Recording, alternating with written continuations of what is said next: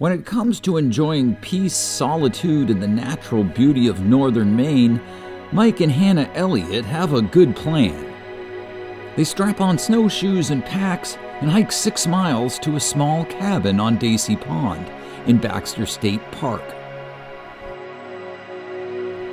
In 2021, the Elliots invited me to tag along on one of their winter treks, and the experience was nothing short of spectacular.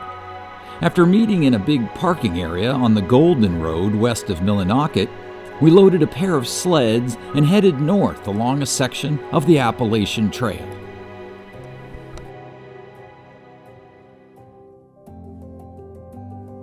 So this is part of the Appalachian Trail, right? The final leg.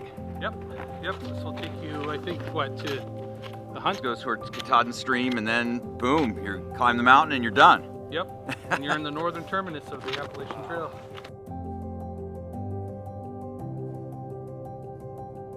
Yeah, so this is where we started out on the Golden Road here. So we're halfway there, right? Sure. You want to believe that? You can tell yourself that.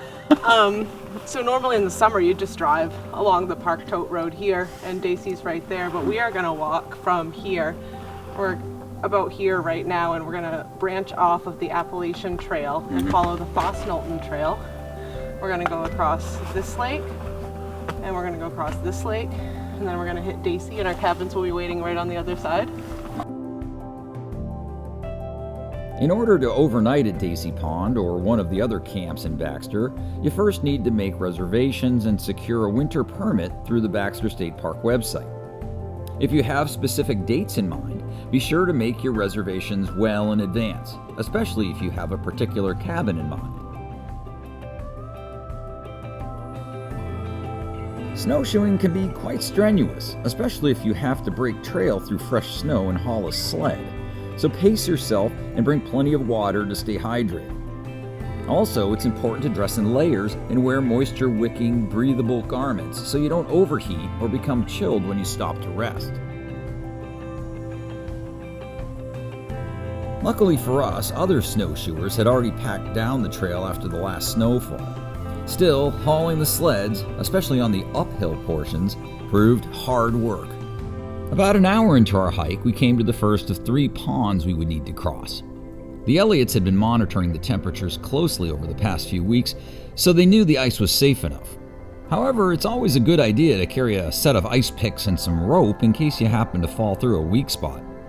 If in doubt, you can always skirt the edge of the ponds, although it will add time and distance to your route.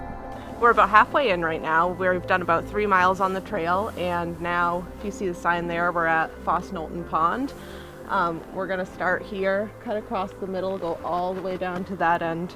We're going to come out at the canoe landing. In another mile, we'll be at Lost Pond. And after we cross that, it's just 1 more mile to Daicey. Oh, you make it seem so easy. It is from here on out. Okay, it's easy. you promise? Yeah. We got that hill behind us. Yep, that was the hardest part. At around 3 o'clock in the afternoon, we arrived at Daicey Pond, home to 10 rustic wooden cabins. Each cabin is furnished simply with beds and mattresses, a picnic table, and a wood-burning stove.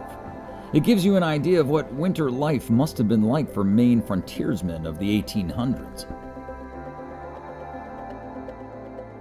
Firewood is stored in a nearby shed, and there are vault toilets. Water can be taken from the pond or the stream that flows past the camp, but it should be boiled or filtered before drinking. Using the cabins as a base, you can make side trips along several trails, including one leading to a set of falls known as Big and Little Niagara. Other than that, there's not a whole lot else to do except relax and enjoy the solitude, silence, and spectacular winter landscape. But for many people, that's more than enough. That evening, cameraman Kevin Erdvig and I had the Elliots over for dinner at our now toasty cabin, where we shared stories and celebrated our successful journey to Daicey Pond over plates of Mike's famous spicy meatballs and bottles of homebrewed ale. So it's just about adventure. You know, the older I get, the more I just want to reconnect with this place, and I want to experience the natural world as much as I can, and those are the best memories. What amazes me the most when I come out here is just the simplicity of everyday life. And it's to the point now where when I turn onto that road, to Baxter State Park and the pavement goes away, it's like I leave everything behind. I'm in the woods. You're really getting connected to what it's like to explore. And we, I think as people, we have that need to go out there and find adventure. The same people come back every year and have a new experience. They get to interact with the local folks. They get to find something new to do. But at every point when they come back out, they feel renewed. And that's something that you can really only get when you completely disconnect from the hustle and bustle and slow down and just look around and appreciate what we have here.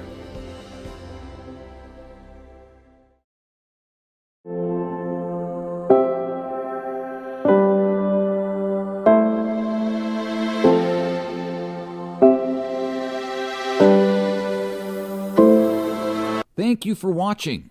For more exclusive video content, including short films, episodes, and features, be sure to click the subscribe button and look for us on social media at Explorer New England Films.